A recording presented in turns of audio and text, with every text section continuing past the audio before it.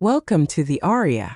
It's fascinating that over 90% of our viewers connect deeply with our videos, yet choose not to subscribe. Speech Balloon. If you've just joined us, welcome to a place where every story is a journey through hidden truths, unspoken emotions, and endings that leave you breathless. Backhand index pointing right. Still watching but haven't subscribed yet? Now's your moment. Hit that subscribe button, because what's coming next will pull you in deeper than you ever expected. Bell, and don't forget to tap the bell so you'll never miss the next chapter that just might change everything. Right arrow, one click, one emotional journey. Come with us. In a heartbeat, you can help us create even more remarkable content just for you. The air crackled with tension, wrapping around me like a second skin. The pounding of my heart resonated in my ears, a relentless reminder of the choice that awaited me. Let us embark on our journey. It began on a warm evening in Paris, right after the final round of trade negotiations ended. The city was shrouded in a calm quiet, but inside, chaos consumed me. I shouldn't have been there, not like that, not with him. Not standing in someone else's kitchen, gripping the edge of a marble counter that wasn't mine, while silence thickened around us like fog. But I was. His presence behind me wasn't announced, but it didn't need to be. I felt it before I saw him, like a shift in the room's pressure, a ripple in the quiet. He stepped closer, not quite touching, but close enough that the heat of him brushed against the bare skin at the back of my neck. And I didn't move. I didn't move when his hand hovered at my waist. I didn't move when his breath caught, shaky and unsure. And I didn't move when the moment held its breath, stretching too long to be innocent and too brief to be undone. I was 39, separated, childless, alone more often than I admitted, even to myself. My apartment was cold most nights, the kind of cold that didn't come from the thermostat but from the silence that followed you from room to room. Silence like a shadow. When Hannah, my best friend, asked me to stay at her house while she traveled overseas, I said yes without thinking. I told her it was to help out. Watch the cat, water the plants, grab the mail. But truthfully, I needed a reason to be somewhere that felt alive. I didn't know her brother would be coming by. She'd mentioned him in passing. Ignore Ryan if he shows up. He might come by to grab some old boxes, she said with a laugh, like it was an afterthought. Like he was still the wiry kid trailing after us at backyard barbecues, begging to show off his cannonball skills. But the man who walked into that house last week wasn't the boy I remembered. His frame was broader, his eyes quieter. There was something in the way he moved, unhurried, like he was used to carrying things heavier than boxes. Something lived in his silence. The first evening was casual. He'd found an unopened bottle of red on the counter and asked if I wanted to split it. I said yes. We sat on the couch, two adults separated by a pillow and 10 years. I teased him about how he still cracked his knuckles when he was nervous. He joked that I still swirled my wine like I was waiting for someone who never arrived. I laughed, maybe a little too long. It wasn't a single moment that unraveled me. It was 1,000 tiny ones. The way his eyes lingered just a second longer than they should. The way our hands brushed when he passed me the corkscrew. The way he watched me when I stood at the sink, lost in thought. That night, I stood in the kitchen, rearranging leftovers I wasn't going to eat. He stepped behind me to grab something from the cabinet above. He didn't touch me. Not at first, but something shifted. The moment thickened. He reached past me and I caught his scent. Clean soap, warm fabric, and something unfamiliar. My hand tightened around the counter's edge, more from the weight of everything unspoken than from any physical force. I should have stepped away. I should have laughed it off, said something light. But instead I stayed, frozen in the space where awareness blooms. He said nothing, but I felt everything. He stood there for a heartbeat too long, then slowly stepped back. I turned just slightly, caught his gaze in the reflection of the kitchen window. There was something in his eyes, uncertainty, restraint, something dangerously close to desire. And I hated that I recognized it because I felt it too. That night, we said goodnight with too much quiet between us. But the silence didn't feel empty. It felt full, so full I could barely breathe. And when I lay in bed later, in a house that wasn't mine, beneath sheets that still smelled faintly of lavender and her, I couldn't stop thinking about the look on his face. Not because it was wrong, but because it made me feel something I hadn't felt in years. Scene. The next morning, the kitchen was filled with light, too much of it. It poured through the windows like truth itself, exposing everything in its path. I stood barefoot at the counter, staring into a cup of coffee that had gone cold. Ryan walked in without a sound. His hair was still tousled from sleep. He rubbed the back of his neck like he was trying to massage away a memory, then reached for the cabinet to grab a mug. I didn't speak, and neither did he. It wasn't tension, not exactly. It was something else. Something quieter. Like two people balancing on opposite ends of a fragile bridge, knowing the wrong word might make it collapse. He set his mug down and finally looked at me. "Are you okay?" I nodded. "A lie. A truth. A combination of both." "And you?" I asked, not because I didn't already know the answer, but because I needed to hear it out loud. His gaze dropped to the counter, then rose again slowly. "I think so. We didn't talk about the way the air had shifted last night, or how the silence between us had curled inwards like a secret desperate to be spoken. We didn't talk about how close he had stood, or how my pulse had betrayed me with its quickened pace. But we were both thinking it." I tried to carry on as if everything was normal. I watered the plants. I folded a towel that didn't belong to me. I even refilled the cat's water bowl with extra care. Like precision could restore the balance of the house. He stopped by again that afternoon. Said he had forgotten something in the garage. I knew it was an excuse. He knew I knew. We didn't say it. Instead, I offered him a cup of tea. He sat at the table while I busied myself at the stove, my back to him. I could feel his eyes on me, the way they traced the line of my spine, the curve of my shoulder. I wasn't imagining it. You know when someone is watching you with intention. It's different than curiosity, it feels like heat. "So," I said, voice too light, "are you planning to keep reorganizing the garage until next year?" He laughed, a low self-conscious sound. "I don't know. I guess I like the quiet. Plenty of quiet around here," I murmured. "Yeah," he said. "Too much sometimes." When I turned around, I found him looking at the windows instead of me. His expression was unreadable, calm but distant. I handed him the tea, our fingers brushed again, and the pulse returned to my throat. "I used to wonder about you," he said suddenly. I froze. "What do you mean?" He glanced down at the steam rising from the mug. "Back when I was a teenager, you were always around, always kind. I thought you were untouchable." My breath caught. "That's a strange word to use," I said carefully. He smiled, but it didn't reach his eyes. "Yeah, maybe, but I meant it. You were something solid, beautiful but out of reach. Like the moon." I wanted to laugh, but I didn't, because I knew what he meant. And I couldn't deny that something in me had shifted when he said it. "You were just a kid," I whispered. "Not anymore." The silence that followed wasn't awkward, it was electric. It hummed with all the things we weren't supposed to feel, all the things we weren't supposed to say. He left not long after that. But I could still feel his presence long after the door closed. Like his shadow lingered in the corners of the room. That night, I lay awake in bed staring at the ceiling, the fan whirring above me like a steady metronome for thoughts I couldn't quiet.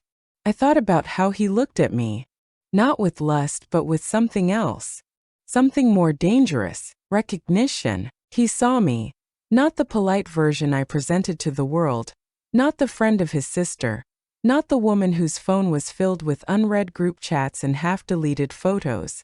He saw the cracks, the longing, the loneliness, and I didn't know what to do with that. The next day he came again, this time with a toolbox. Said he was fixing something in the attic. I didn't ask what. He didn't explain. We passed each other in the hallway. Our shoulders brushed. I didn't turn around. Neither did he. But that night he texted me, "Do you ever think about it?" I stared at the screen for a long time before replying. I can't stop. The bubbles appeared instantly. Then tell me when I can see you again. I didn't respond. But the next morning, I wore the soft blue tank top he had stared at too long. Not for him. Not entirely. Maybe for him. We didn't touch that day. But the space between us buzzed like a power line. Every time he passed behind me, I felt it. Every time he looked up from whatever fake project he was working on, I saw it. It wasn't a matter of if, it was when. That night, I was in the kitchen baking, something I hadn't done in years. There was flour on my cheek, and the soft hum of a playlist playing something from the early 2000s. I thought I looked ridiculous. He didn't seem to agree. You always bake when you're trying to avoid something? He asked. I shrugged. Is that what wine is for? He chuckled and stepped closer. I felt it before I saw it, the shift, the warmth, the nearness. He didn't touch me. Not at first. He reached past me to the top shelf, grazing my shoulder as he reached for the cinnamon. His voice was lower now. You missed a spot. I turned to look at him, and for a moment everything stopped. His gaze dropped to my mouth, then lifted again. Slowly he reached up, his thumb brushing the corner of my lips. I didn't move. I should, he began, then stopped. I nodded. Me neither. He pulled his hand back slowly, as if it pained him to let go. We didn't kiss. Not that night, but we were closer to it than we had ever been. And as I stood at the sink later, washing the same bowl 3 times, I knew we had crossed a line. Not with a touch, with a look, with an understanding that neither of us wanted to walk away from just yet. It was easier when the house was full of light. Daylight made everything feel simpler. Like whatever was unfolding between us might just be imagination. A passing curiosity sparked by too much quiet and proximity. But at night, the silence spoke louder. For 4 days we didn't touch. Not physically, but the air between us? It stayed thick, like the room itself remembered what we didn't say. Ryan came by every day. Once for the attic, then the shed, then the backyard. The excuses shifted, but the look in his eyes stayed the same. He stayed longer each time. I stopped asking why. We danced around the kitchen like ghosts pretending to be people. I would wipe the counter longer than needed. He would linger near the sink, just close enough for his arm to graze mine when he turned. We pretended our eyes didn't catch each other in the reflective glass of the microwave door.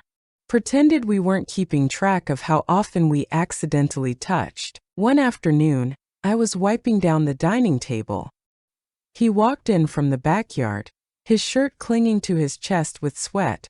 His collar darkened, his hair damp. He reached for a bottle of water but didn't open it right away.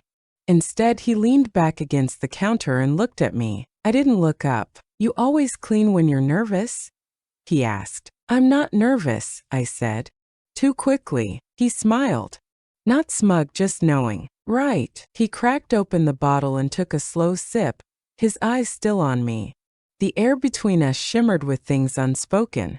And still I wiped the same spot on the table like it could erase everything we both knew. Then a loud crash interrupted us. A trash bin toppling in the wind outside. I jumped. He laughed quietly, the sound loosening the weight in the room for just a moment. Then he left, but he left something behind. His sweatshirt, draped over the back of a chair like an afterthought. Picked it up.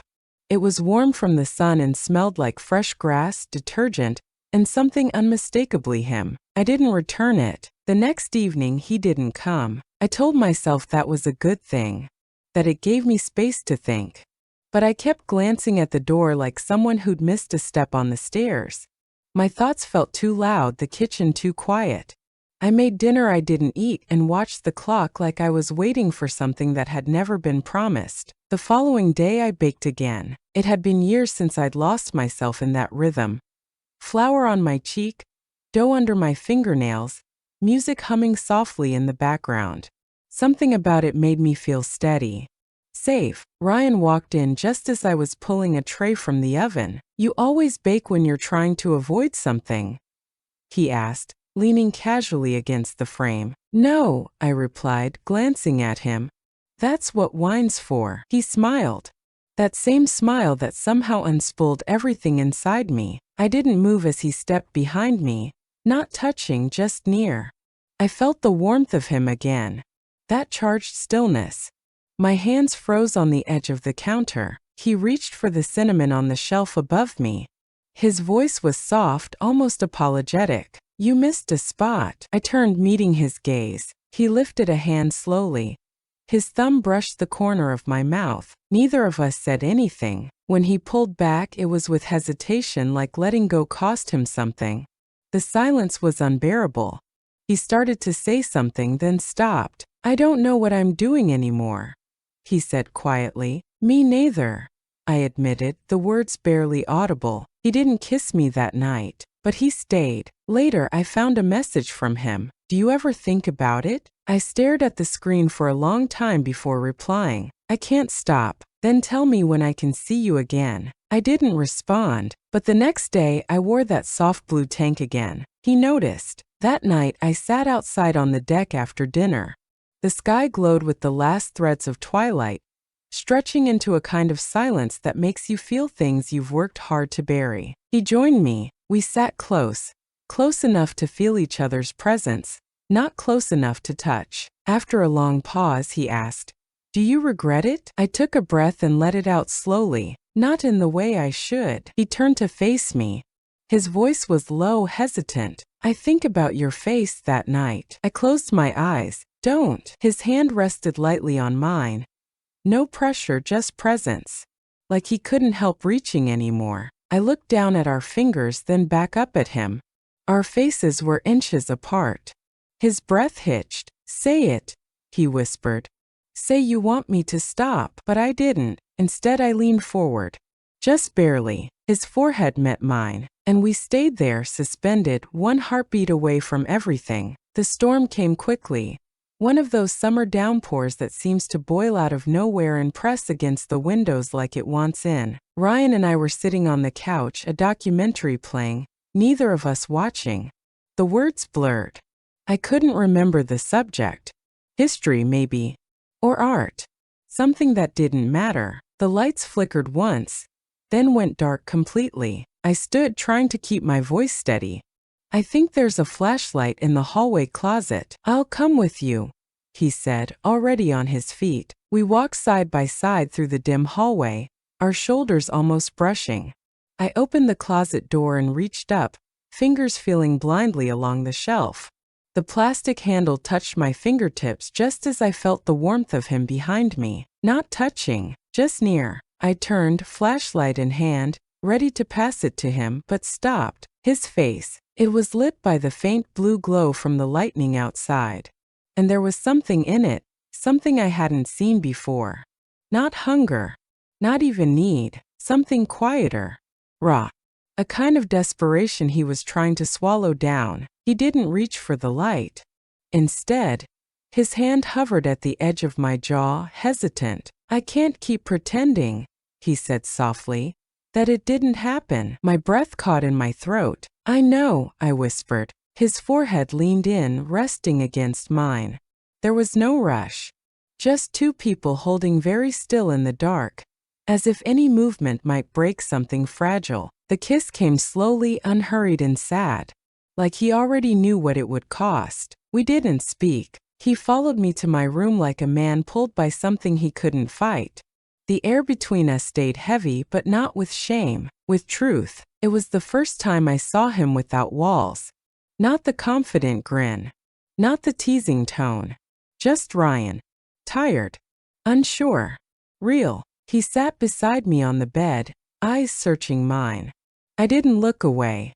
We stayed like that for what felt like hours, just looking. Then slowly he reached out, brushing his knuckles along my arm, like a question he didn't know how to ask out loud. I answered with silence, and stillness, and staying. He held me like I might vanish. Not tightly, but completely. His arms wrapped around me, not in possession, but in surrender. We lay together, fully clothed, the storm raging beyond the windows, thunder rolling across the sky like a warning we couldn't hear in time. His head rested against my shoulder, his breath soft against my collarbone. "You're shaking," I whispered. I don't want to hurt you. You won't. But we both knew we already had. Later, as the rain slowed and the thunder softened into distant murmurs, he pulled the blanket up around us. He didn't let go. We didn't sleep, but we didn't speak either. There was nothing left to say, not that night. When I woke, the sun was just beginning to rise, streaking the walls with pale gold. Ryan was still beside me, one arm across my waist, his chest rising and falling in slow rhythm. For a moment, I let myself believe this was something simple, that maybe we could carry on like nothing had shifted. But then I looked at the clock and remembered the world outside the walls. I slipped out from under his arm and stood quietly, wrapping the throw blanket around my shoulders. The floor was cool beneath my feet. I moved through the house in slow steps, the kind that make no sound but carry the weight of something irreversible. The kitchen was filled with light again, and this time it felt cruel. I pressed my hands against the counter, heart pounding beneath the silence.